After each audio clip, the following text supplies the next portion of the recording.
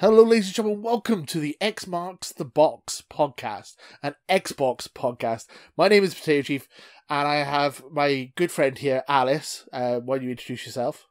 I'm Alice, and I'm also known by the name of Proper Neko. I also play as Platform Neko on Xbox Live, and I currently play on my Xbox Series X. But we go to the same university together, where we did some games development degrees. Yeah, I did games design, and you were, I think, a year above me. So we've both been doing games design for 10 years now plus. I graduated in 2013, so obviously I started in like 2010, I believe. So you would be a year. I think you were a year above me, I believe. Be aware, there's two versions of that games design course. You did the art one. I did the programming one. Yeah. I wished I would have done an art one, but I was basically told I had to do the fine art course before attending there. And to be honest, I think after what I experienced in the arts course, I was like, I should have done that. And which is why that when it comes to those teachers, I was told twice by them that I should have been on an art course. Yeah. But anyway. No, the thing is, with my degree, as much as I loved it, it was 3 years of my life that I cherished, but I'm no further into the games industry than I was before I started. The degree hasn't... I didn't really learn much about programming or anything. It was just a lot of fun, really, talking about video games, playing video games with people. It doesn't help that I basically just did YouTube all the time while I was in university, so... but yeah. Yeah, for me, I did when I finished in 2009, I did get on well with finding work in the games industry. I was at the furthest corner of the United Kingdom. Yeah. Then I just keep looking around at everything. Then I did the first master's degree in Birmingham, and that involves working in a studio-like environment, which is known as Gaming Camp. So I just got a accommodation for a master's degree. Then I went over to Falmouth Launchpad, which is about 2 years ago, where I was in a startup company and I've been doing a lot of game dev stuff. But then it was after that I decided, I think I would just move up on game dev and just stick to writing. So that's what I've been doing articles, short stories, and I'm working on a couple of novels. So yeah, it's just me handling with all of this during the whole pandemic at the moment. Yeah, obviously the pandemic has thrown everything into a bit of disarray as well. Obviously I went through university. So we're both educated in games design. So I think we are quite qualified to do a podcast about talking about video games. But really, we're just we're talking about Xbox more than anything. I don't know what it is about the Xbox. Just it's really appeals to me for some reason. I love Halo, hence why I'm the Potato Chief, and that's why I've had this name on my account for a good couple of years now. But I feel like it is kind of an underappreciated console. I feel like the PlayStation fandom and the Nintendo fandom are much stronger, and I feel like the Xbox doesn't really get the credit it deserves. I think it's a very good system. And I wanted to do a podcast about it, essentially. I love my Switch, and I have a PS4. So, I do love all the systems, but I feel like the Xbox kind of needs a bit more of a spotlight. Do you agree with that, or...? Yes. In fact, my history with the Xbox is kind of a bit fun. Yeah. I was, into a lot of Sega as, a Mega Drive, which I've been really a huge fan of. Then I had a Sega Saturn and a Sega Dreamcast. But then I just noticed that Sega's not making any consoles. So I was looking around for, not keen on PlayStation, okay with Nintendo. But then I eventually got a Microsoft Xbox for Christmas 2002 with Blinks the Time Sweeper. Oh. So, yeah. Yes. So I love that game. Blinks. Yeah. Oh, that's a throwback. That's a deep cut. I love it. Yeah, people hated that mascot anyway. No, bring it back. Yeah.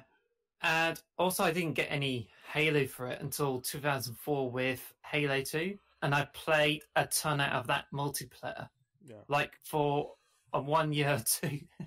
Then I just got mad for the Xbox 360 and tried to get in 2005, but got in 2006. Been playing Oblivion and the likes on it.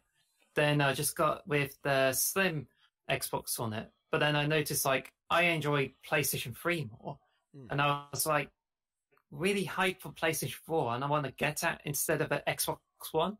So I got that, been playing a few games on it, and I thought, no, I'm not 100% on the online stuff, because I feel that even though it's got the really good lots of games on it, the multiplayer, the online services on it are not so good.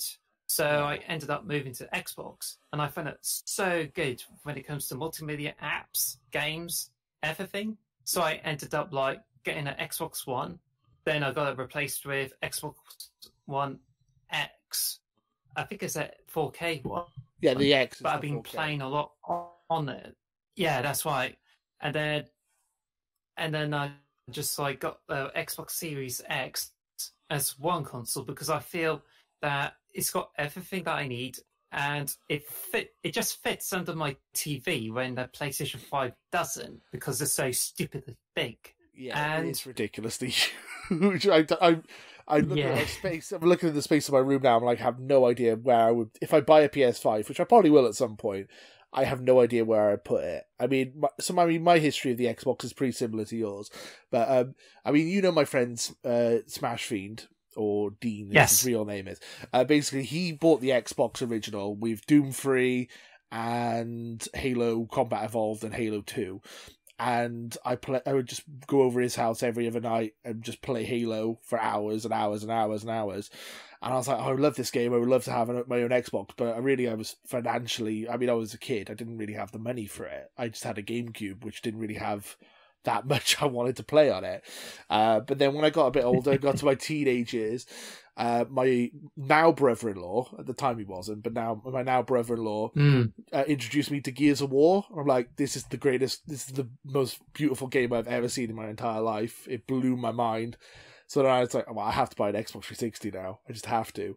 And then I just haven't looked back, really. I mean, the Xbox One had a little bit of a stumble at the beginning with all the DRM and all that, and that kind of put me off it, and I went to the PS4 briefly, but I've gone back to the Xbox pretty much as soon as Phil Spencer took over and he corrected course. I've been back on my Xbox, like, full force, and I feel like Game Pass is incredible, and it's just...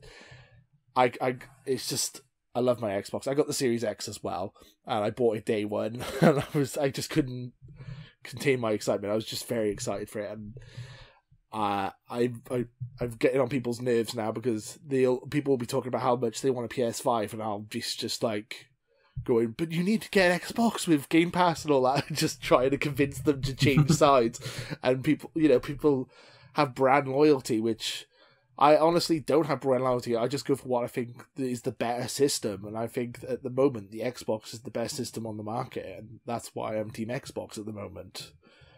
Yeah, I really absolutely believe like there's going to be people who are transitioning from PlayStation to Xbox, especially they got exclusives, the Game Pass. In fact, I think that many people are just hoping to get by with the PlayStation 5, but I think the trouble with it is the games and the backwards compatibility. No. But you hear me out. Eventually, when I stick with the Xbox platforms, I eventually sold my PlayStation 4 to my future brother-in-law. Right. Oh, I see. Okay. I've still got... I didn't get to... So I haven't bought another PlayStation in as a result, not even a PlayStation 4 Pro, and I got PlayStation 4 games like Line and Dust, but I do miss out on games like Overwatch and Alien Isolation. But with the Xbox, well, funny enough, I bought Doom for the PlayStation 4 and the Xbox. All right. The 2006 edition. 2016 edition. Yeah, yes. The remake. Okay, yeah. Took me a second then. Yeah, I've still got the PS4. I barely play it. But the key for me is now thinking forward with the PS5 is that on my birthday this year I bought God of War and Spider-Man, the Spider-Man for PS4, and I got them for about £15 each. That's basically how I'm thinking about the PS5 now. I'm not paying £70 for each game individually. I'm going to wait until the PS5 goes down in price and the games are a bit more reasonable. With the Xbox, I just get Game Pass and I pay £10 a month for Game Pass, and I have all the games I could possibly want. And I'm not willing to pay £70 for all these games when they're going to go down in price within a year or 2 years. That's my opinion, is that value for money wise, the Xbox completely blows the PS5 out of the water as far as I'm concerned, just with Game Pass. I know I'm an Xbox podcast, so I'm going to say that, but that's my personal opinion. I feel like value for money, I don't think the PS5 is value for money, at least at this moment in time. But I do want to play. I want to play God of War Ragnarok, but I'm going to be patient and hold. Is the FOMO is the issue, isn't it? Fear of missing out. I haven't known much about God of War Ragnarok, right down to the screenshots. All they've shown it so far is just a logo. I mean, when Nintendo showed Metroid Prime 4, they got a lot of slack for just showing a logo, and God of War Ragnarok did the same thing, but people loved it. So I don't really want it's just a logo, and it said apparently it's coming out this year, but I wouldn't hold your breath, to be honest. There's a couple of games where I think that they've been pushed to next year, and I think that's the same with the Xbox as well. The COVID has completely thrown a load of stuff in the air.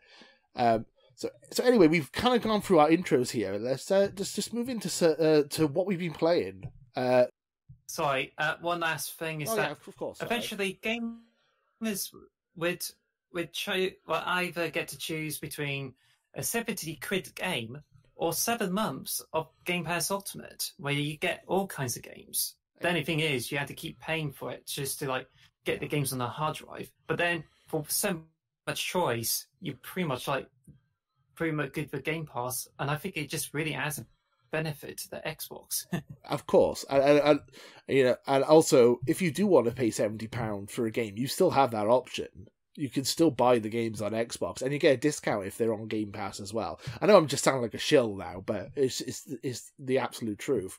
Is that is what sold me on an Xbox over a PlayStation. I had them both side by side. I had the money enough to buy one of them, and that's why I chose the Xbox. Is because I knew I would pay £10 a month now, and I would still have the same games that I would have had if I paid £10 a month in a year's time, 2 years' time. I would still have the same amount of games. It's not financially, it makes most sense, I think. Should we move on to what we've been playing, or do you have anything else you wanted to say? Or should we say what you're playing? So I've been playing Wolfenstein, the first of the remakes, the New Blood, I think it's called. I've absolutely adored it, because we got this in a future news story coming up in about 10 minutes or so. But obviously, Bethesda have put a load of games on Game Pass. So Wolfenstein was the first one I downloaded, because I've always wanted to play it. I've just never got around to it. And it's a lot of fun. It's very grim. It's very dark. From what, I was saying this to, I'll say this to my mother, actually. I was saying that, the Nazis, when you watch stuff like Indiana Jones and all that, they're almost like comical. They're like the comical bad guys. But when you play Wolfenstein, they are genuinely terrifying. Like, some of these Nazis in that game are like, I don't like this. This is really creeping me out. You're like psychotic and evil. Obviously the Nazis were, but it's like you kind of, when you see them on TV and stuff, they kind of almost become comical, because they make them like buffoons and stuff like Indiana Jones and like those type of films. Just obviously not to scare people, but when they're so intimidating in Wolfenstein, it really is like, ooh, I don't like this at all. It like makes my skin crawl. But the game is so much fun. It is very Doom-esque. I mean, it's very similar to Doom. It's just you run and gun, shooting stuff. But it's yeah, it's awesome. It's a really good game. If you haven't played it, I would highly recommend it. And it's on Game Pass, so, why not? Just give it a try. What have you been playing? I've been playing Xcom 2. Nice. Bear in mind, that game is not Series XS optimized, but it still runs pretty okay on a console. Apart from a few crashes there, it's only like 2. It works pretty fine. And for what others are saying, that for those who played it on the Xbox One previously, they got improved loading times and they got a little bit more efficiency. But I just do feel it needs a compatibility update just to take advantage of its memory, 60 frames per second. Ooh. And I don't think it needs ray tracing because it just kind of looks all right as it is. Yeah. But it just earns that 30 frames per second on any version. I mean, it's possible. I mean, Xbox have been updating stuff with FPS boost randomly. They'll just pick random games to upgrade with FPS boost. So you never know. They might do a random upgrade for XCOM. I would love that. I do love me some strategy games. I've played a bit of Gears Tactics and then Fire Emblem Three Houses. I need to play XCOM. Everyone says it's an amazing game. I've just never got around to it. So I mean, it's like Fire Emblem and all that, isn't it? Is permadeath, is that a thing in XCOM, or have you played it without permadeath? You're right. You're probably right in saying it's more like Fire Emblem, but it just kind of works in that regard, except it takes some more roguelike stuff, like you get random maps, but you definitely get some random events, and each time you play it just gets differently. But it does have a huge margin of failure. Like, if you make the wrong decisions, or you just don't do well in the missions, then you get closer to having a huge game over, and then you have to try again. It's only when you play an Iron Man, the game automatically saves. So it's better if you play the game, make manual saves. So when you do make a big mistake and you regretted it, you can roll back to the earlier saves. That makes sense. But I think it just makes sense to do that before you do Iron Man. But anyway, I just had so much fun with XCOM. Like, XCOM 2, I just noticed it's on sale a few weeks ago. Yeah. Where they had that and the Enemy Within discounted. And they recently had the XCOM collection on Steam. So they had a lot of games discounted. So I bought them a lot for the PC, including the Chimera Squad, which released last year. Oh, right, okay. I was going to say, did you get Enemy Within as well? Because that's the DLC, isn't it? So you have that to play once you beat XCOM 2, the base game. Yeah, also. Yeah, so I got the Enemy Within for PC, but not on an Xbox. Yeah. I used to have an Enemy Unknown, but when I saw the Enemy Within on sale, I just got that, and it just works as that expansion for the PC, but it's more of a standalone for the Xbox 360. And it also works on Series X. But I just had lots of fun. I had many times where I did pure campaigns, failed, things are not working well, and keep doing the campaigns again. And at the moment I'm playing on the highest difficulty. But I've also made a character based on you. Oh no. I haven't died, have I? I reloaded the save whenever you died, okay, but you did get into a huge panic where you just try to make a shot and then you just cow around the places. But there's a feature that, when you get panicked so much, you eventually increase the will, and it just makes you more prone, more resistant to all those mind attacks. But you were an amazing grenader, and you had so many grenades, keep making all the shots. That sounds and blowing up walls. I'm quite chuffed by that. If I didn't do anything, I'll take it. Yeah, you're definitely one of the top players. I mean, one of the top characters in that game. So now I'm just starting a new playthrough. So I'm hoping to get this buff guy goes by Potato and just comes in and firing his minigun. That sounds good to me. I'll take that as a compliment, I guess. Yeah. Well, I just couldn't find a really good Welsh voice for it, so I used Australian to use it for him. That's okay. I mean, I got family in Australia, so that kind of works, I suppose. Yeah. I just realised I'm looking at the show notes. I forgot to mention why this is episode 0 and not episode 1. I should have mentioned that earlier. So yeah, this is episode 0 of the X Marks the Box podcast. I can't even get the name right. The reason this is episode 0 and not episode 1 is because we're kind of working out the kinks here, as you can probably tell. We've got a couple of ideas for segments, and we're just wondering if we should take any of them out or add to them. And also, like, you know, if I should be replaced or if we should add a third person to the call or anything like that. Just basically any suggestions you might have for the podcast, leave us in the comments below or just tweet at us or anything like that, because it'd be very helpful to have some feedback. Essentially, this is essentially a test episode, so I'm hoping you guys are enjoying this as a random aside, really. I'm hoping you guys are going to enjoy this. So yeah, the other game I've been playing this week is Doom 64. So, because it's very easy to get achievements. So it took me it took me about half an hour to get over 800 gamer score on it. It's very, very easy to get achievements on it. There's one achievement I can't get, which is about 125 gamer score. You got to beat the final. There's like 2 of the hardest bosses in the game with no weapons, and I was like, no, I give up on that.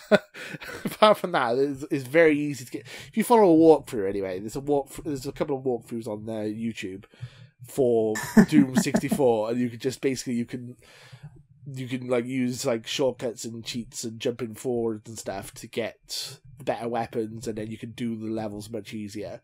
And yeah, if you're an achievement hunter, it's a fun thing to do. Play Doom 64. You can literally get 1,000 gamer score in about an hour if you really wanted to.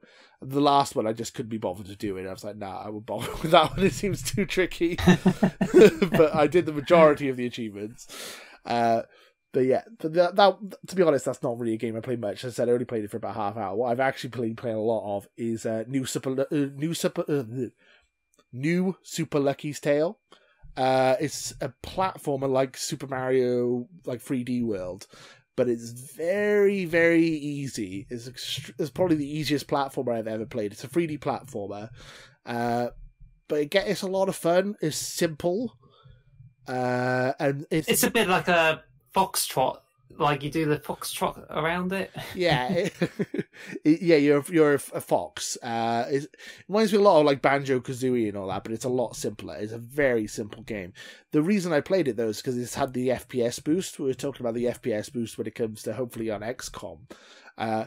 Basically, it's been put up to 120 frames per second.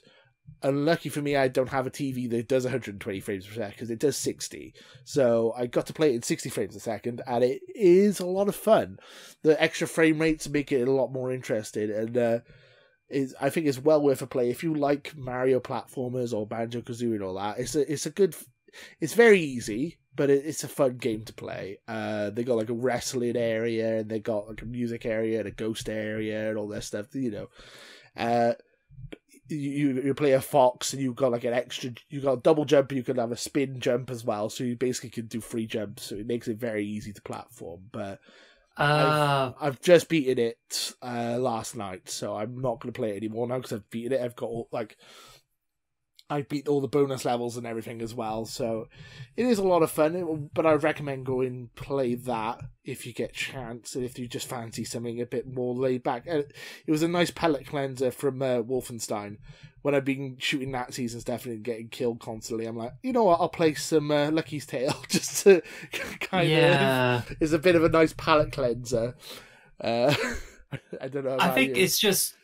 Yeah, I think I've been like getting really interested to try new Super Lucky's Tale, and I thought I would probably like try out in the future. And I think for what you said about the 60 FPS boost, the TV I'm playing my console on, it can only do 1080p with 120 frames per second.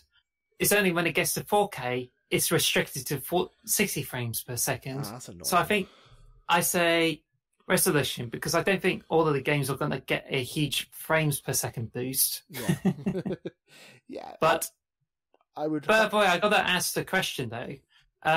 On a wrestling match, do you get to play rock, scissors, and paper with it? The boss in the wrestling ring? No, I don't think so. No, they got the penultimate warrior is one of the people and one of the baddies in there. You basically, it's a boss rush level. There's not really much wrestling involved. It's just a boss rush where you got to platform and jump on top of people and stuff. But it's a lot of fun. I would recommend it. I would probably say it's baby's first Mario platformer. I enjoyed it a lot, but it was very easy. And I'm quite rubbish at Mario platformers, and I managed to complete the majority of it. But if you got like kids or anything, or if you've never really played a platformer before, I would highly recommend it. It's a good starting off point. But I enjoyed it anyway, even though I'm a platforming veteran. I've played platformers since I was like 8 years old, so I still enjoyed it, even though it was insanely easy. It kind of sounds like the wrestling ring mode. It sounds as if you get hammered by all those bosses there, isn't it? Yeah, exactly. Have you been playing anything else? I've been playing XCOM Chimera Squad, which is exclusive to PC. But I've been dipping my fingers in like Hades, the Minecraft. I love Hades. And Minecraft's amazing as well. Yeah.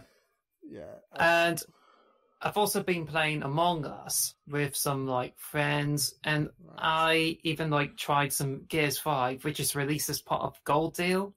But I think my gold is about to expire, so I might probably go for Game Pass. But yeah, it's gold only. I recommend getting Game Pass Ultimate if you can. Yeah, I mean, I was going to say as well that, you know, we are an Xbox podcast, but that does, you know, like Xbox themselves, we do include PC here, obviously, and obviously, as I said, I'm a massive fan of Nintendo and PlayStation, so, you know, I have been, not going to be honest, I have played a little bit of Ghost of Tsushima, but I didn't really want to bring it up. But it's possible to play PC games on your Xbox.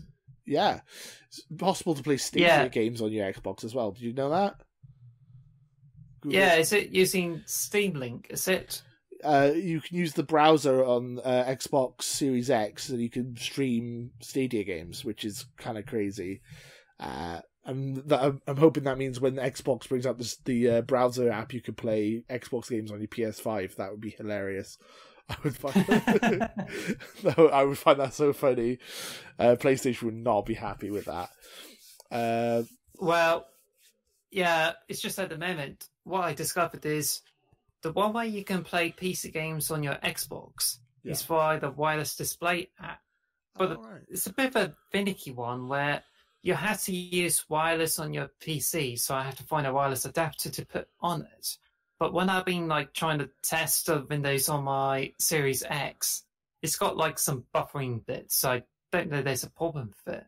So I'm hoping there's some way for me to like use Steam Link. I got it working on my iPad. It works much better than a wireless display. Yeah. But I just kind of feel as if like the wireless display doesn't have to use wireless. So I'm hoping there's some way for Steam to like have Steam Link on the Xbox Series X, so I can like play all the PC games from my sofa. Yeah, that's what I'm hoping for, is more cross play between PC and Xbox. I'm hoping that's going to be more of a thing going forward. That like Xbox games will be more playable on, like maybe being able to transfer saves between the two would be brilliant, and then obviously being able to stream games across. I mean, I think that is the future. It's just it's taking a little longer to get there than what I would like to say. Hopefully, it'll be soon. So yeah, I mean, that's what we've been playing. Unless you had anything else you wanted to mention. Well, I think that's about it, because I haven't like played a lot of games. But I've been like sampling some games on the Series X. Yeah. And I've been using like Rocket League on the Series X. It's got XS optimized. and I managed to complete Bright Memory, got all the achievements, but it's just like a tiny slice of it, which I feel it's more like how do I put it? It's something you expect on the original Xbox more than the Series X. Yeah, I've played Bright Memory as well. I played it when I first got the Series X. It reminds me a lot of like Ground Zeroes, Metal Gear Solid. It's a 3 or 4 hour experience, but it's just essentially it's a longer demo where you can do more in it. But it's not nowhere near the level of hopefully the final product when it comes out. I've played that as well. It's okay. It's a bit short, and it reminds me a lot of Ground Zeroes from Metal Gear Solid. It's like a longer version of a demo, really. I might be worth playing if you want something to like a shooter or whatever to play on your console. I'm not sure if I would recommend it or not. I think it was okay. It didn't blow me away or anything, though, to be honest. I don't like to be negative, but I probably wouldn't recommend it, to be honest. I'd say get Game Pass and play maybe some Wolfenstein or Doom or something. There's plenty of shooters on there that, on Game Pass, to be honest, that you could save your money on. The main game hopefully will be much better, though. And it's made by one guy, so I can't be too harsh. The fact that it's made by one person is pretty impressive. So should we move on to the news? Sure. Yeah, so obviously the big news this week is Xbox has finally finished the purchase of Bethesda. It's been all over the news. It's $7.5 billion they paid for this, and it's been up in the air since I think it's the last 5 months. I believe this has been happening. I think the question everyone keeps saying is, are exclusives going to be exclusive to the Xbox? And I personally believe yes. That makes the most sense to me, is that all future exclusives are going to be exclusive to the Xbox. I mean, do you agree with me on that one, or no? Honestly, I absolutely feel that when Xbox gets Bethesda, then the Bethesda always stays on the Xbox platforms for a very long time. Yeah. I just think people are just really skeptical of it. But then it's just like seeing an argument of whether if the Capcom games are going to go over to the Master System when it came out on the NES only. Exactly. I mean, to me, it's pretty like clean cut to me what this means. It's like, I mean, Phil Spencer's quote. I've got the quote up here. If you're an Xbox customer, the thing I want you to know is that it's about delivering great exclusive games for you that ship on platforms where Game Pass exists. And that is our goal. I mean, I don't see how you could be like people. He said that there's going to be some games that are contracted to go to other consoles. So yes, we know about Deathloop and Ghostwire Tokyo. We know about those games. They're being contracted to PlayStation, and they're going to honour those contracts. And then we're not sure about Indiana Jones because obviously that's Lucasfilm. But I think after that, you shouldn't expect Fallout, the next Fallout, the next Elder Scrolls, the next Doom, the next Wolfenstein, the next Evil Among Us, the next Dishonored. You shouldn't expect any of them on a PlayStation console.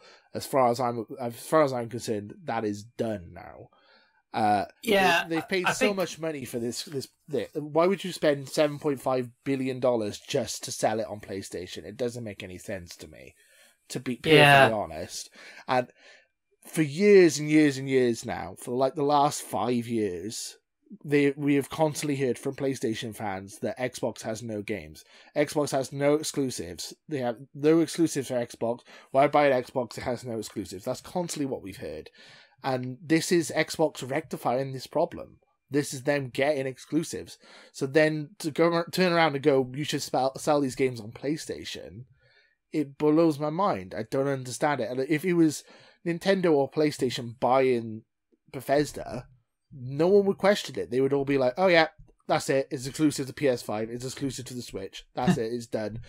But the fact that it's Xbox, they're like, well, Phil Spencer might sell the next Elder Scrolls on PS5.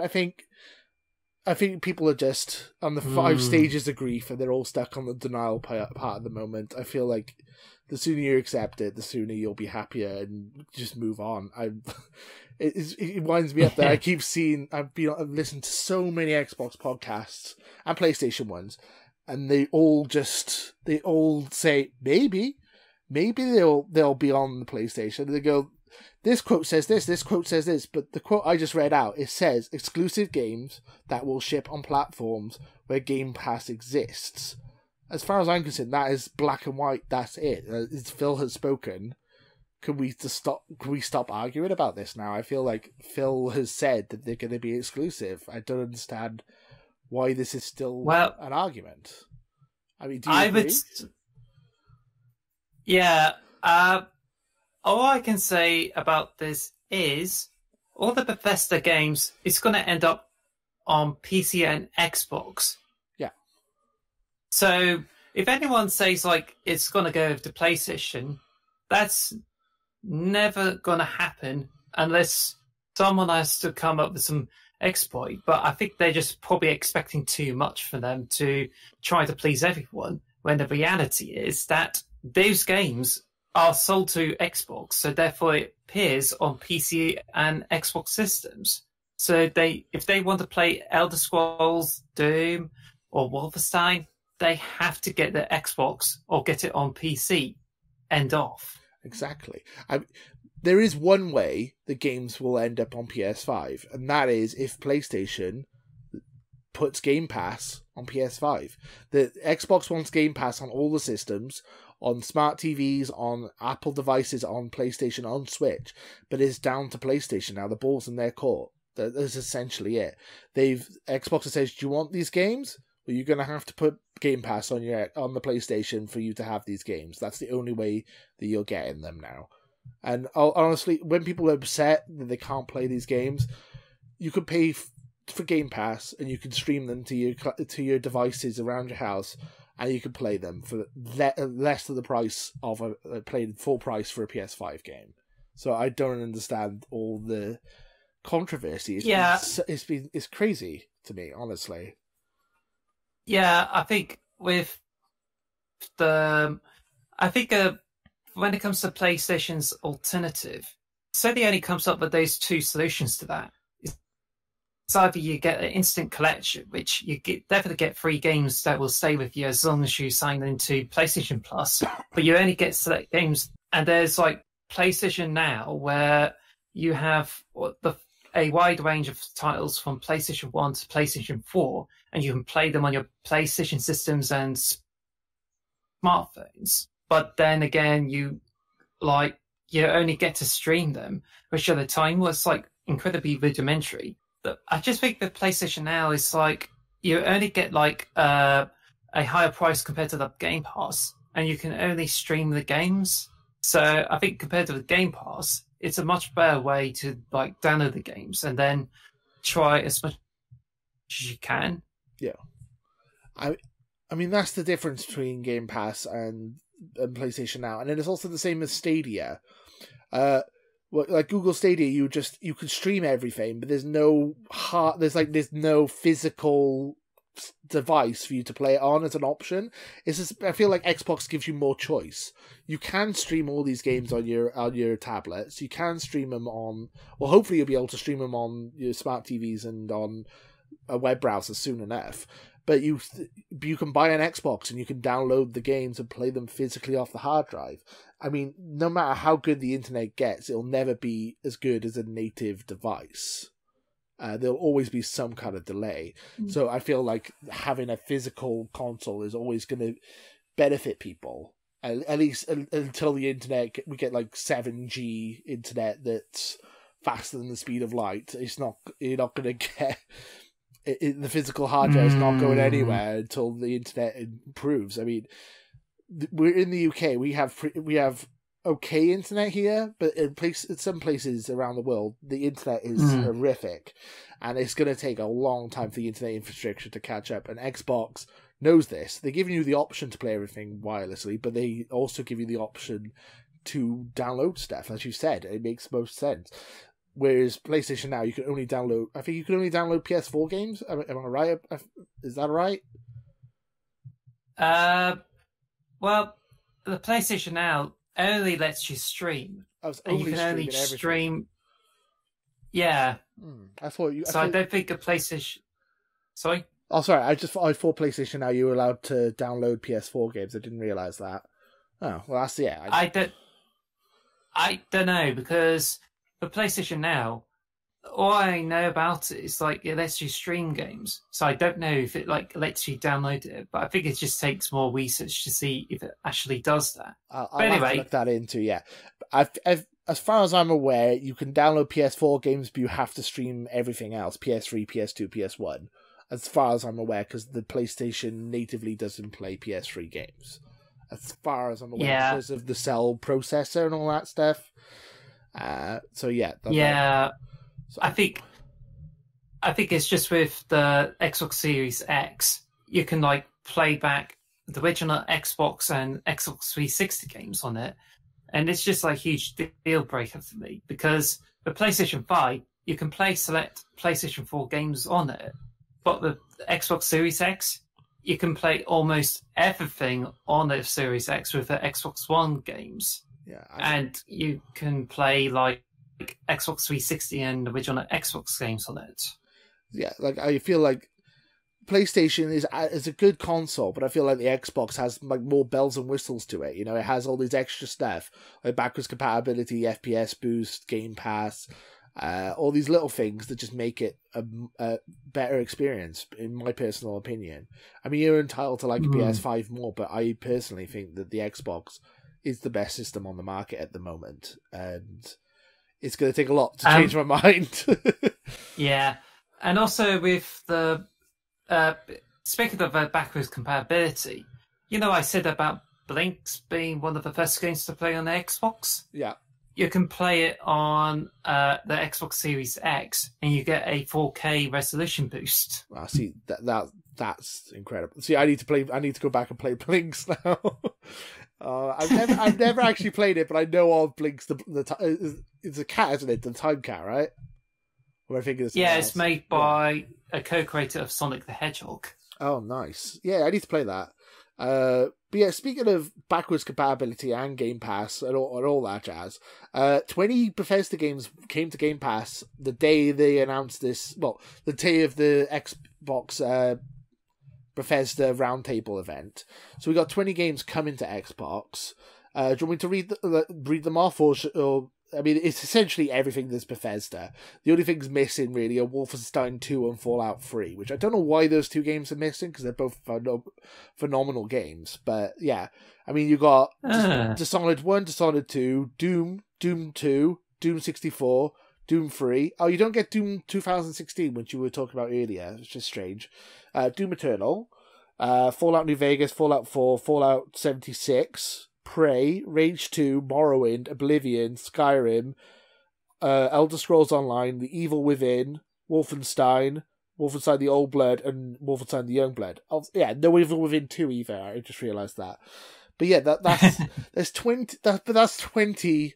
Some of those games are like some of the greatest games ever made. I would argue that Skyrim is probably one of the best open world games ever, and it was released in 2011, and it still holds up to this day. Also, and you can now get it on Microsoft Game Pass. Exactly. So once you get the Game Pass, go sample Skyrim. Exactly, and they've done the FPS boost for Skyrim and Fallout 4 and Prey. There's a couple of games they've done that for, and yeah, it's mad to me that they brought these 20 games out, and it blew me away looking at that, and then they just kept going with Game Passes. The last month of Game Pass has been absolutely insane. I don't know if I should just move on to the next section, or do you want to talk about the Bethesda games for a little? Let's talk about the Bethesda for a little bit.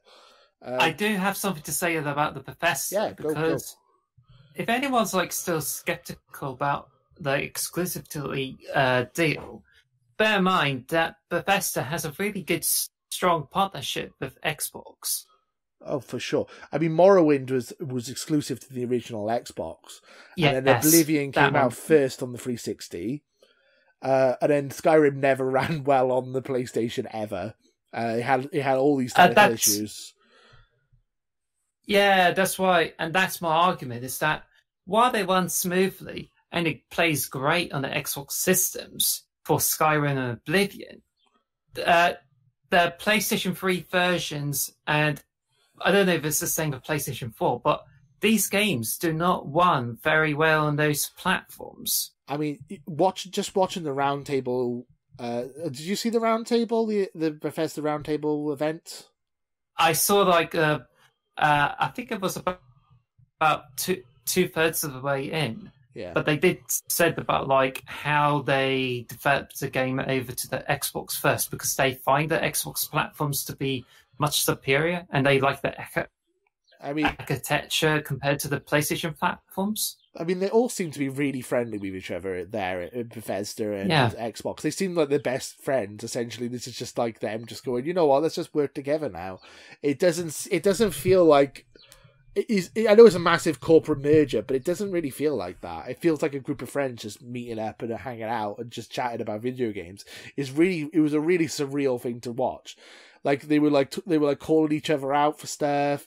They were talking about how Fallout 76 was a complete train wreck, but they called Phil Spencer to try and get it fixed, and they got people from the Xbox team to try and help fix Fallout 76. And I've heard they've had stories like this before where they were talking about how Morrowind wouldn't run properly, and they had people from Xbox helping set it up. I mean, they seem like they're good friends, and they've always talked to each other about optimizing games for the Xbox systems. And I feel like it's a natural fit for Xbox. I mean, when I first did the Bethesda deal, I thought this seems a bit strange, because Xbox just got Obsidian, and they got a couple of other Western RPG people, and basically a lot of the exclusive, Avowed looks like Skyrim. Essentially, they've already kind of got a Skyrim game coming exclusive to Xbox, and I felt like they already kind of had the Bethesda kind of feel to them. But now after watching that Roundtable, it does feel like they kind of naturally fit together. It's very interesting to see that they work together quite well. I do feel like Xbox still has some gaps in their catalogue that they need to work on. I think that is true. But I think this is a nice fit for both the companies. Yeah. I mean, we are a glutton with Western RPGs and shooters. Right. We got so many shooters on Xbox, it's ridiculous, and so many Western RPGs. We got Fable, Avowed, and then we got Skyrim, Fallout, Starfield. It's just it's mad. It's going to be so much Western. If you want to play a Western RPG, I'm sorry, you're going to get an Xbox. The only Western RPGs you can get now are CG Project Red ones, like Cyberpunk. You can't get Cyberpunk on PS4 because they haven't brought it back on the store yet. So. Yeah, it's mad. I mean, I suppose you've got the Mass Effects and Dragon Age, but that's about it, really. You mean the EA stuff? Yeah, I mean, and EA Play on Game Pass as well. So, if you want to play Western RPGs, I feel like Xbox is now the home of that. I mean, I don't see how. I feel like PlayStation needs to come. They need to make a studio that can make those type of games, or they're going to be missing out sorely. Given the relationship between Bethesda and Microsoft, it only makes sense for them to be working together. Yeah, you remember when Rare used to make stuff on the Nintendo, and then they just work with, say, Microsoft now? Just imagine how we felt about it when they just sold. They definitely work on Banjo and the like over to Xbox. Yeah, I mean, I'm hoping that the transition of Rare to Xbox. I'm hoping that the Bethesda deal's not going to be like that, because it kind of Rare's not really been the same company since they joined Xbox. I mean, Sea of Thieves has been great, but they were Rare were knocking out hit after hit after hit after hit when they were in Nintendo, and then as soon as they joined Xbox, they slowed down a bit. I mean, Viva Pinata is a good game, and Sea of Thieves, but now I mean, bring back Banjo. That's what I want. Nuts and Bolts wasn't great. We want a new Banjo. You know. I think just don't wait. Get your hopes up, because I think they just like experimented with the third Banjo title for Xbox 360, but since then they work on Kinect games. Kinect didn't work out, and now they're just working on Sea of Thieves. And I think that's pretty much where today, and not the where for the old days when they made Battletoads for the Sega Mega Drive. I mean, they're making Everwild at the moment, which looks good, but I just don't really know what it is. It looks like it might be like a 4-player version, like Breath of the Wild, I guess. I mean, that's my best guess, is that it looks like a 4-player co-op version of that. But I'm really excited to see that. We kind of got a little bit off track here, so maybe let's try and go back into let's talk about what's been going on with Game Pass, because after the 20 games dropped on Game Pass, you would think, well, that's it, they're done for the month. But no, they just kept going. Outriders is coming to Game Pass, which is a massive shooter from Square Enix, made by the people who made People Can Fly, who made Bulletstorm. I believe they also did the Gears of War Judgments, which is like a spin-off. But yeah, it looks like it's a massive shooter coming day one to Game Pass. It is a games as a service type of game. So, like, think Destiny or The Division. And it's coming day one to Game Pass. So there's a lot of people who are paying £70 to play this on PS5. And now everyone on Xbox is getting it for, well, not free, but they're getting it for Game Pass. So it's essentially free if you have Game Pass. Yes. I downloaded the demo and I never played it. I need to go and give it a shot. Go on, sorry. Yeah, there's definitely a demo on the Xbox Game Store, so I can actually get that and try it out. And apparently it just works really good with the X and S optimization. See how it looks. Yeah, apparently any progress you make with Outriders on the demo does carry over to the full game. So you can basically make some progress and it'll carry over, which is nice. I've heard mixed opinions. Some people love it, some people hate it. I would just say it's on Game Pass. Give it a try. I mean, that's what I would say. Really. Very nice. And then you'd think that would be enough. But does it have Sorry, go on. Yeah, does it have huge robots and magic with it? I'm not quite sure. From what I've seen, it looks like a Gears of War type game. It looks like Gears of War mixed with Borderlands. It's kind of got a Borderlands art style, but it's got the cover system of a Gears of War. It looks fun. I haven't played it. I need to play it. I admittedly haven't played it yet, so I will play that. I'll probably play that by the next podcast if we do another episode. If you guys enjoy this episode and we do an episode 1, I will let you know how I feel about Outriders. I will give it a shot. Is there anything else you want to talk about Outriders, or can I move on to the next game? All I can say is give the demo a try if you're on Xbox and see what you think of it. Yeah, I would recommend it. I haven't played it. I recommend giving any game a chance that's free, though. If you're willing to give it a shot, why not? I mean, you're not paying for it, so why not? Give it a shot. So the next game up is my personal game of the year from 2015, Undertale. And it's coming to Game Pass. Again, crazy. I mean, it's on Game Pass right now. I say it's coming to Game Pass. It is on Game Pass this second. Go pick it up. Highly recommend it. One of my favorite games ever. As I said, my personal game of the year from 2015. It's an absolute masterpiece of a video game. It's if you've never played Undertale, never heard of Undertale, I mean, you've been living under a rock. I'm sorry, but it is one of the greatest RPGs ever, and it's got you can play the whole game without killing a single enemy. Or you can play the game killing everyone, and it gives you a totally different outcome at the end of it. And the music's incredible, the art style's incredible. It's funny, it's interesting, it's completely different to pretty much everything else that's out there. I would highly recommend giving it a shot. I'm not really much of an RPG person in general. I mean, I really play Pokemon when it comes to RPGs. But Undertale is incredible. I would highly recommend giving it a shot. Have you played Undertale? I played it. I mean, I first got it on PC. Haven't got around to it, but then I just bought it on a PlayStation 4. I did the same. I bought it on PC, then I bought it on the Switch, and now it's on Game Pass. So I played it on my PC. I've done a whole.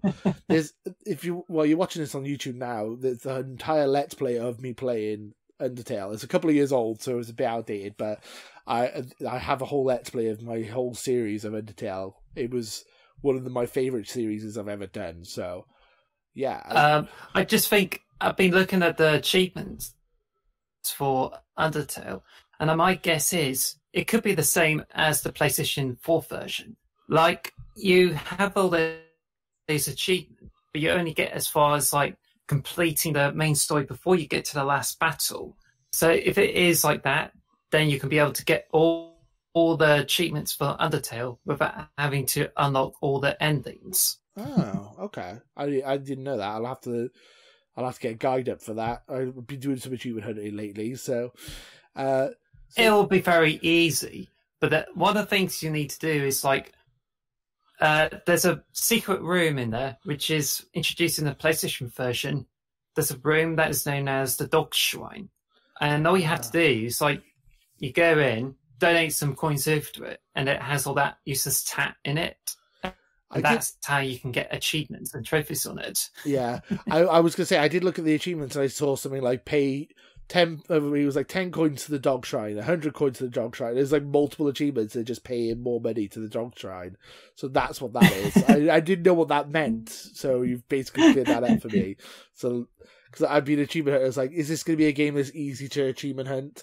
That's what I was thinking when I looked at it. Because obviously, I loved it. I've played it already, though. That's the thing. So do I want to play it again? That is the question. I think I will, though. I think I definitely will download it and play it again. Speaking of RPGs, this is a really shocking one to me. Octopath Traveler is now on the Game Pass. I really thought that was a Nintendo exclusive. If you've never seen Octopath Traveler, I thought so too.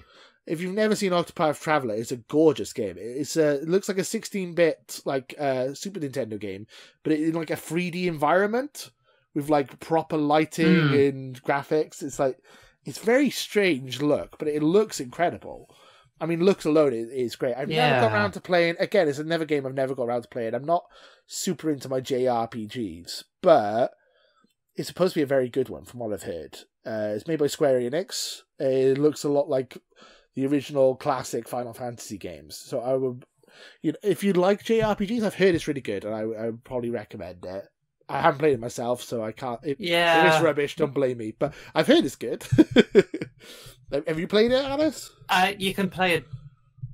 I heard of it, and you can play a demo of it on the Switch. So I don't know if it's still around, but you can play a demo of Octopath Traveler on it and see what you think of it. Yeah. But I only just seen it by screenshots, and I think it just kind of combines the classic RPG elements and just put it into a more modernized setting.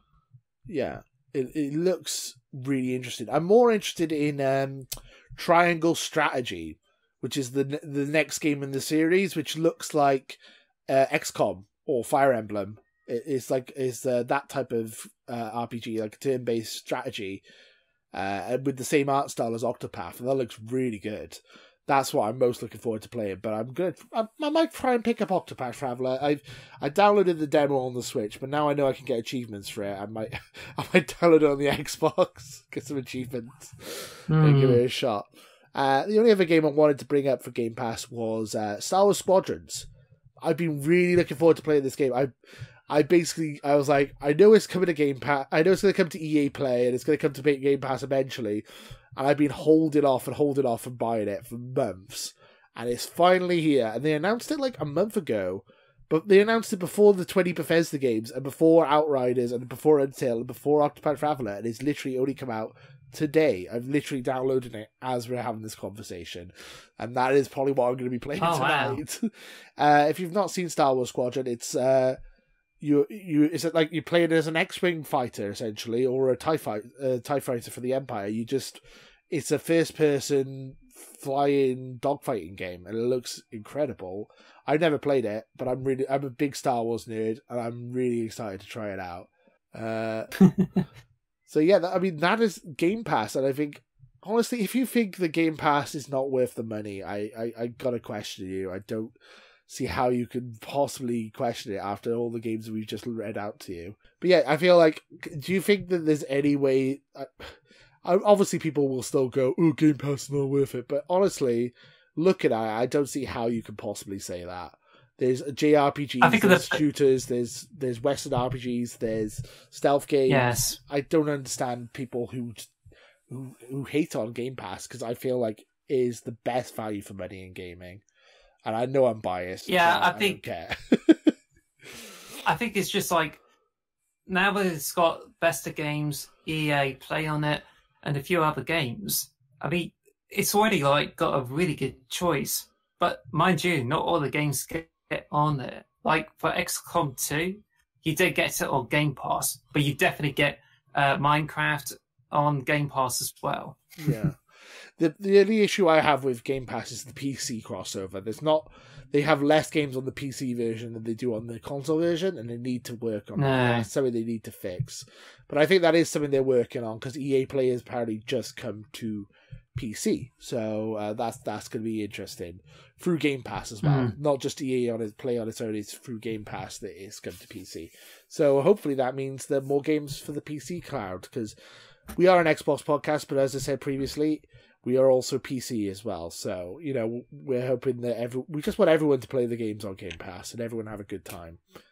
So yeah, that's it for the news today. We're coming towards the end of the podcast now, but I just we got our final segment. This is the Game Pass Book Club. So the idea of this part of the show is that we come up with a game that we both play, and also you, the audience, play, and we all discuss it, essentially. Because we're on episode 0, we're only going to do this one for a one-off, but going if we continue the show, we'll be doing Game Pass book clubs for over about a month, essentially. We'll find games that are longer, and maybe even do some kind of spoiler cast, essentially, when we beat the games after a month of playing them. I mean, that's the idea anyway. But for this month, I thought we'd do something this week. I thought we'd do something quite fun. I thought we would play Skyrim, the 2011 classic that has been updated now with frame rate boost. I thought we would download some Skyrim, finally, just play some. I mean, are you excited to play some Skyrim, or is I am. Skyrim, I played it way back in 2011, and I got it on PC. I've been playing on it, and it's really different compared to Oblivion in terms of quests. But I think there's really interesting surprises with it. The only thing is, got a weird UI stuff. That whereas Oblivion has a more medieval style to it, and Lord of the Rings, I like that style so much. But in Skyrim, it's they tried to make it look alright on the console, but I think it just kind of borrows a lot from the Fallout games. But I heard it's actually been prepped, and I think it's got mods for Xbox as well. Does it? I believe so. Yeah, I believe it is part of the mods. If I'm wrong, let me know in the comments below. But I believe it does have mods on Xbox. Yeah, as I said previously, it's one of the 5 games that have been FPS boosted as well. So it's essentially like playing a new game. It's going to be 60 frames per second with res visuals and stuff like that. And it's now on Game Pass. It was dropped within those 20 games, and yeah, I thought it would be a fun game to play. We're not expecting you guys to beat the whole game within the week. It's just essentially we want to see if we have any funny stories coming out of playing some Skyrim. I love this game a lot. It's the first real Western RPG that I got into. The first real fantasy. I'm not super into fantasy, and it's one of the first fantasy games I really got into as well. And I'm really intrigued to see how it's aged, and if it's aged well. And I'm hoping the FPS boost is really going to help with it. So, I mean, if you guys want to play along with us, if you want to play along with us, comment below, And, we'll discuss it more next week, how we feel about it now. Has it aged? It's a 10-year-old game. Has it aged well? Is it aged badly? Is it good? Is it bad? Would we recommend you keep playing it? Or would you think we should delete it off our hard drives after playing it for a week? I mean, that's all the questions we're going to basically discuss next week. Have almost like a mini spoiler cast about Skyrim. And I hope you guys are going to enjoy that. Yeah, is there a hashtag for that on Twitter? Because I think a lot of people would be using Twitter to answer questions as well as YouTube.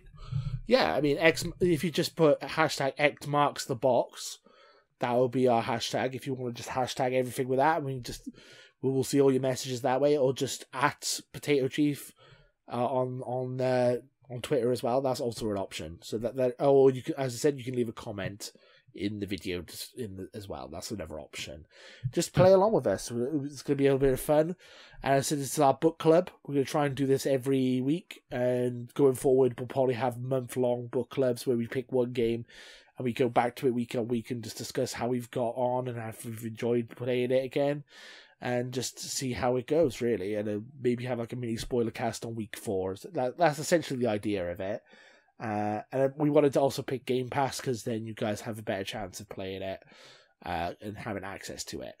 So, I mean, that's the idea of the book club, and I'm hoping you guys are going to enjoy it. If you don't like the book club idea, we'll try and come up with something else, but I thought this would be a fun idea for us to do. You up for playing some Skyrim then, Alice? Yeah, I just think I haven't played it for years because I've done a few quests on it, but I've also look, you have mods where any dragons you kill, you get currency to get more perks with it. And there's also like a huge graphical mod where it gives you lots of graphics on it, like bokeh, depth of field, and improved visual effects, which predates the games that comes out on the Xbox Series X. Yeah. But it just didn't run so well back then. I think I would be willing to give it another visit, traveling on the back of a mine. Well, I mean, some kind of horse cart, and then rediscovering the beginning, and need to. So something I might actually get a Game Pass and try it on Xbox to see how it goes, because so far Xbox Series X is such a beaut. I've been playing it on hours on an Xbox One game that's played on Xbox Series X.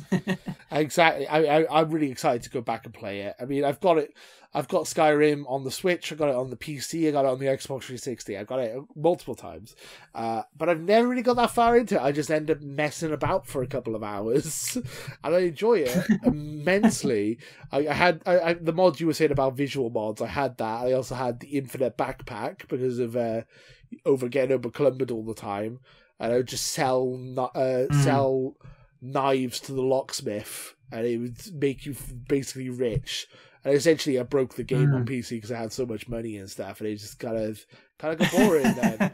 So I'm going to try and play it properly this time, and I'm not going to cheat. I'm going to just play it properly, and we're going to hopefully make some progress with the story, because I never really got that far into the story. So I'm hoping to not get distracted and beat the story. Maybe not beat the story in a week, but get a little bit into it, I hope. Try and I have completed the story on Skyrim before, and you'll be interested to see how it goes. In fact, one of the characters in the story, without spoiling who it is voiced by Charles Murray, whatever that guy's name is. He's the voice actor of Mario, who voices one of the characters in the storyline. Oh, fair enough. So I'll shoot down a dragon, and he'll just Yahoo! Let's go! Mamma mia! Wow! So if you guys want to be involved, oh, sorry, go on. Bowser got nothing on that dragon. But yeah, if you guys want to be involved in the Game Pass Book Club, download some Skyrim and just get involved. Hashtag X marks the box, or just comment below, or at Potato Chief on Twitter. Just, get involved. We'll have some fun. Just share some Skyrim memories. I'm really hoping we can have some fun with this one. And if you have any recommendations for the Game Pass Book Club next month or next episode, let us know. If there's any games you want us to play, we can review together. Essentially, that's also a thing we would be willing to take some suggestions on. But yeah, that's it. We're pretty much done with the show today, unless there's anything else Alice wanted to talk about. Yeah, just be careful when you ask which recommendations you can go for that book club, because it's got loads of small indie titles on the Game Pass, or some a lot of obscure ones. Yeah, I don't mind playing some obscure stuff, but yeah, I would say proper big games that most people would want to play. I would recommend, because we're going to try and spread it over a month each one. So Skyrim really should be one we would play for a month, but I just fancy playing Skyrim. So maybe I'm thinking next time we do Prey or Gears 5, or there's a couple of options that I wouldn't mind playing. But yeah, we'll discuss it more next time. So I'm hoping you guys enjoyed episode 0 of the X Marks the Box podcast. Any feedback would be fantastic. I mean, as I said, we're doing episode 0 here because we're just testing this, basically. We wanted to know if we wanted to add any segments, remove any segments, if you wanted to try and get a third host, or if you wanted to get rid of me because I'm annoying, that's fine. Just any of that stuff. Just let us know what you think in the comments below. Any feedback's fantastic. This is the trial run. We want to see how it goes. And hopefully there'll be an episode 1, which is weird to say, but there you go. Is there anything else you want to say before we wrap up? I think I would say that I'm more of a casual gamer in this, because I don't play games a lot. So I will do my best to make sure I contribute as much as I can, or understand any of this. I'll try not to get carried away then. But no, I thank you for your help today. It's been really appreciated, Alice. I do appreciate it. It's been a fun podcast. No worries. I've really enjoyed this. Is there any do you want to share your Twitter or anything with the listeners or anything like that, or any personal information? I deleted Twitter a few months ago, and I don't plan to get back on it. So no, I'm just more of an outsider. That is fine. Yeah, if you want to follow me on Twitter, it's at Potato Chief. But yeah, so obviously just comment, subscribe on the YouTube channel as well if you want to see more. Ring that bell. I think that's what the YouTubers say. Too sweet. Yeah, too sweet. Thank you guys for listening, and until next time, too sweet. Later, guys. Bye. Bye. Join Potato Club today and too sweet that subscribe button.